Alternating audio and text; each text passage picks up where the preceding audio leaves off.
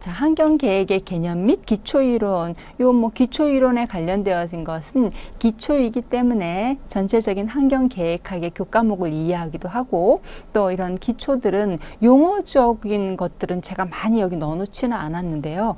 여러분들이 그 각 교과목마다 그 교과목에 나오는 용어들을 항상 이해를 하셔야 교과목 수업 진행이 된다는 건 아시잖아요.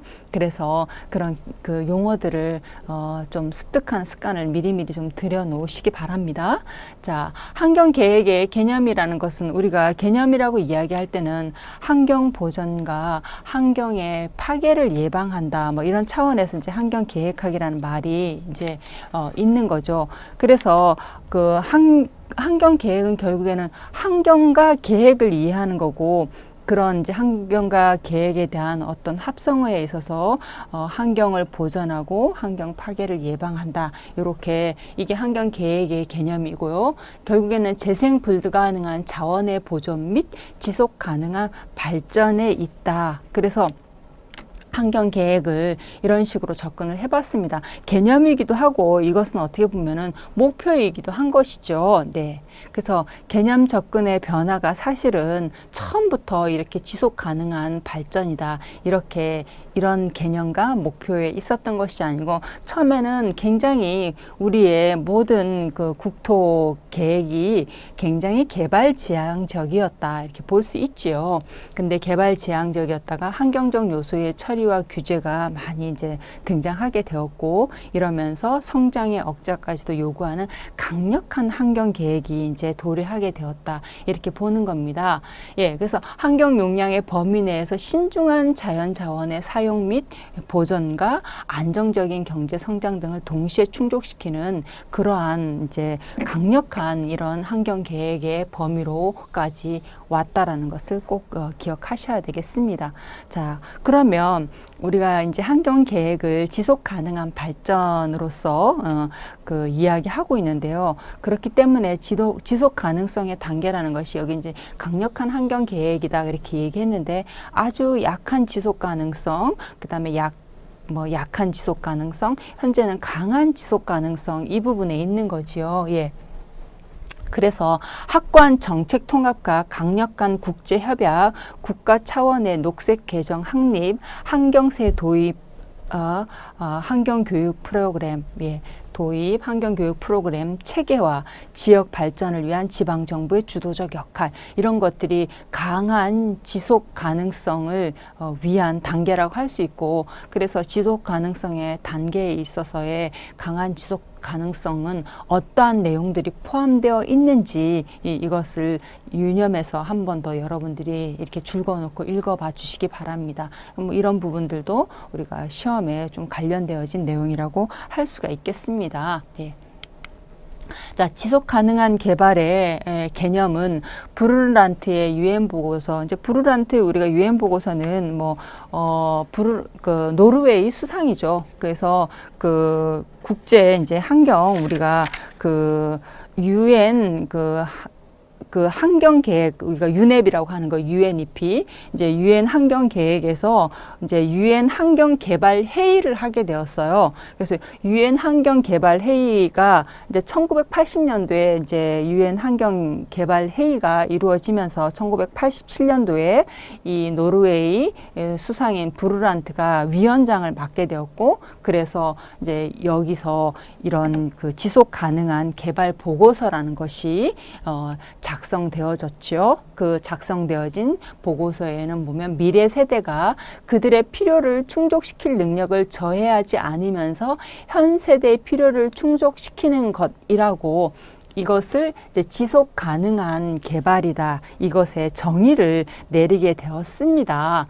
그래서 자원의 이용, 투자, 기술 개발, 제도적 변화의 전체를 포괄하는 일련의 조화로운 과정이다, 이렇게 이제 지속 가능한 개발의 개념을 조금 더 설명을 했고요.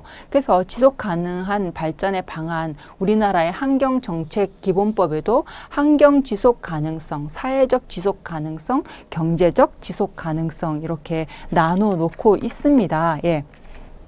그래서 우리가 이제 이러한 지속 가능성에 대한 것들을 항상 이제 머리에 두고 계셔야 돼요. 그래서 뭐 결국에는 환경의 지속 가능성이라는 거는 이제 자연 환경의 그 생명 유지 체계의 지속성을 의미한다 이렇게 볼 수 있는 거고, 그다음에 사회적 지속 가능성이라는 것은 어떻게 보면 이 사회가 가지고 있는 질서라든가 도덕이라든가 윤리라든가 뭐 복지라든가 뭐 법제도라든가 이런 것들이 그 역사, 문화, 풍속의 지속성을 계속 가져가야 된다.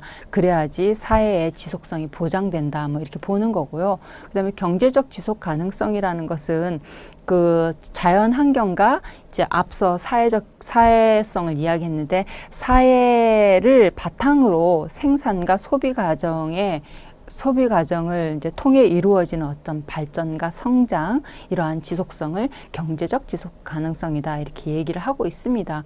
물론 이 경제적 지속 가능성 안에는 기술 혁신을 통한 경쟁력 제고, 그다음에 시장에서의 우위 확보, 자원의 효율적 사용 뭐 이런 것들이 이제 추구하는 바라고 할 수가 있겠죠. 경제적 지속 가능성 안에 다시 기술 혁신을 통한 경쟁력 제고, 두 번째는 시장에서의 우위 확보, 세 번째는 자원의 효율적인 사용 이렇게 포함되어 있습니다. 자, 지속 가능한 발전의 이제 원칙이라는 것은 결국은 인간과 자연의 공생이며, 그죠? 개발과 보전의 조화며 환경 보전과 경제 성장의 조화이며 현재와 미래 세대와의 평형이며 민주적인 참여다. 우리가 뭐 이렇게 읽으면 이제 하나도 이해 안 될 것이 없습니다. 그죠? 그래서 이러한 이제 그 내용들을 읽어서 이해해 놓으시면 시험에 이제 적응하는데 그렇게 어렵지 않다 이렇게 볼 수 있겠지요. 그래서 공생이라는 것은 이제 공생의 원칙, 그래서 인간과 자연의 공생이다. 그다음에 뭐 조화의 원칙, 그래서 개발과 보전의 조화다. 그죠? 그다음에 프로스페리티, 뭐 이거 프로스페리티 번영의 원칙 이렇게 얘기할 거야. 번영, 예, 뭐 번영의 원칙이다. 번영의 뭐 원칙이다. 그래서 환경과 그 환경의 보전과 경제 성장의 조화를 이야기하는 거고, 그 다음에 평형 혹은 평형 혹은 형평의 원칙이다 이렇게 표현을 하는데, 이거 같은 경우에는 지금 세대와 미래 세대의 평형을 이야기한다. 그래서 형평의 원칙. 그래서 이런 단어를 씁니다. 형평의 원칙이다. 뭐 이렇게 원칙이라는 단어를 이렇게 원칙이니까, 그래서 여기는 공생의 원칙, 여기는 조화의 원칙, 여기 번영의 원칙, 뭐 형평의 원칙, 하나 더 나아가서 이제 민주적인 참여가 이 지속 가능한 발전에 꼭 필요한 사항이다. 이렇게 이해를 해 주셔야겠지요. 예. 그래서 우리가 이제 뭐 인간과 자연의 공생이라고 하면 과거 지속 가능한 발전을 우리가 그 인지하기 전에는 어떻게 보면은 자연은 인간의 어떤 필요를 충족시키기 위해서 있는 수단과 도구라고 생각을 했다면 그게 굉장히 인간 중심적이었잖아요. 그래서 이제 그러한 인간 중심적인 자연관에서 탈피해서 이제 인간은 자연의 일부로서 이제 자연과 어떤 동등한 그 지위 체계를 갖게 되고, 그래서 서로 조화롭게 이제 공생해야 된다. 이제 이런 이제 의미에서 나온 거라고 할 수 있습니다. 뭐 밑에 것 굳이 제가 설명하지 않아도 여러분들의 상식적인 그것이 이미 다 있을 것이라고 생각하고 한번 넘어가 보겠습니다. 자, 환경 계획의 영역적 목표 이제 이렇게 표현을 했는데요. 환경 계획이라는 것은 우리가 몇 가지 영역을 좀 구분해 볼 수가 있어요.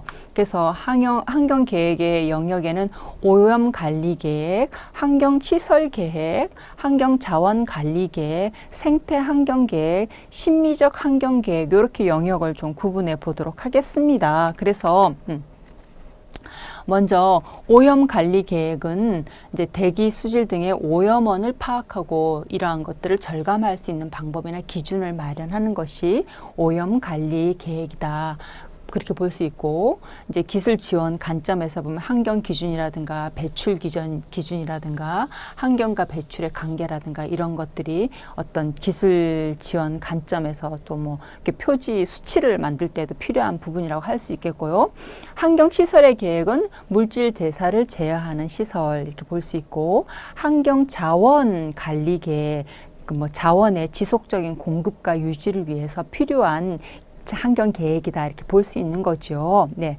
그래서 이러한 환경 자원 관리 계획의 사례를 보면 내셔널 트러스트라든가 자연 경관 보존 및 개선 계획이라든가 문화거리 보존 운동, 뭐 연안 지역 환경 자원 관리 계획 이런 것들이 있어 왔습니다. 생태 환경 계획은 생태계 보존과 주민의 거주 활동의 계획에 초점이 맞춰져 있다 보시면 되겠고요. 그 다음에 심미적인 환경 계획은 경관에 초점을 맞추는 계획이다 이렇게 보시면 되겠습니다. 그래서 환경 계획의 영역에는 이러한 계획들이 포함되어져서 환경 계획의 구체적인 방안들을 마련해 간다고 볼 수 있지요. 자, 그러면 환경 계획에 이제 영역도 있었고, 그럼 어떻게 우리가 접근을 할 것인가? 그래서 환경의 위기의식과 공간의 주체가 생물종이 되어야 된다. 이제 이게 참 중요한 말이죠. 그냥 우리가 그냥 개발을 위한 이제 그냥 계획은 어떻습니까? 주체가 생물종이 아니라 이제 인간이 이제 중심이 되는 그런 계획이었다면 환경 계획은 그 주체가 이제 생물이 되어야 되고 생태가 되어야 된다라는 것이 환경 계획의 중요한 이제 접근 방법이 되겠습니다. 네. 그래서 기존 계획과 환경 계획의 접근 방법의 비교, 이 부분은 뭐 조금 여러분들이 자세하게 공부해 볼 필요가 있고, 제가 그래서 이렇게 노랗게 이제 표기를 했습니다. 그래서 계획 수립 단계에서 보면은 기존의 일반 이제 우리가 국토를 계획하거나 할 때 이제 개발 지향적인 것이 구상의 목표였고 수립이었다면, 환경 계획은 개발 구상 지원을 환경 계획으로 한다 이렇게 이제 볼 수 있는 거죠. 그래서 이제 환경 계획이 이제 주요 계획 수립이 되는 것이고, 그 다음에 조사 및 DB를 구축할 때도 마찬가지입니다. 이제 조사 및 DB를 구축할 때도 뭐 국한한 해당 지역에 한해서 현황 조사를 한다든가 조사 결과를 뭐 목록을 뭐 나열한다든가 이렇게 되겠지만, 이제 환경 계획은 해당 지역뿐만 아니라 그 주변 지역을 포함한 유역권 전체의 조사 분석하는 그런 것이고, 토지 생태 분석에 토대가 필요하다 이런 이야기죠. 그다음에 계획 과정도 물리적인 환경 분석을 넘어서서 경관 기능이라든가 전체 생태계 흐름을 파악하는 것이 중요하겠습니다. 그 다음에 계획 내용은 비오톱 지도를 작성하고 사전 환경 영향 저감 방안 강구하고 지속 가능한 개발 사항을 제시하는 이러한 것들이 함께 요구된다고 할 수 있겠습니다. 자, 환경 계획의 패러다임의 변화도 이제 우리가 무시할 수 없는데요. 이제 패러다임의 이제 변화는 결국에 여러 가지 여러 가지 접근 방법의 차이를 이제 둘 수밖에 없죠. 기계주의적 혹은 데카르트, 우리가 철학자인데 데카르트적인 그 환경 계획의 어떤 패러다임이 있고, 생태적 혹은 전체론적 패러다임이 있다. 그래서 여기는 좀 합리론적인 그런 것을 본다고 볼 수가 있겠어요. 그래서 기계주의적인 것은 자연과 인간이 좀 분리되고, 여기는 자연과 인간이 조화를 이룬다 이렇게 볼 수 있고요. 그 다음에 여기가 이제 그 생태적인 게 경험주의적인 것이고, 이제 기계적인 것이 합리주의적인, 우리가 표현하면 합리성이 있다 이렇게 표현을 하는 건데, 어쨌든 철학 사상에서 보면 이렇다 이제 이렇게 보는 거예요. 그래서 기계주의적, 데카르트적, 합리주의적인 게 하나의 묶음이고, 생태적, 그다음에 전체론적, 경험주의적인 것이 하나의 묶음이다. 이렇게 보시면 되겠어요. 이렇게 묶어놓고 그래서 보시면 좋을 것 같고 조금 이제 생태적인 것은 좀 더 주관적인 성향이 강하고 또 상호 관계성. 언어로 보면 서로 신념이나 언어가 우리가 자연 환경 계획을 생각하면서 이 용어들을 보면은 조금 매치가 안 될 수 있어요. 근데 중요한 거는 이제 그 전체적인 것을 여기는 종합한다라는 데 이제 의미가 있는 것이고 자연과 조화하고 이제 관리하고 이런 차원에서 생태적 전체론적 패러다임으로서 환경 계획의 패러다임 접근을 시도하겠다. 이제 그런 이제 용어에서 출발했다고 보시면 되겠습니다.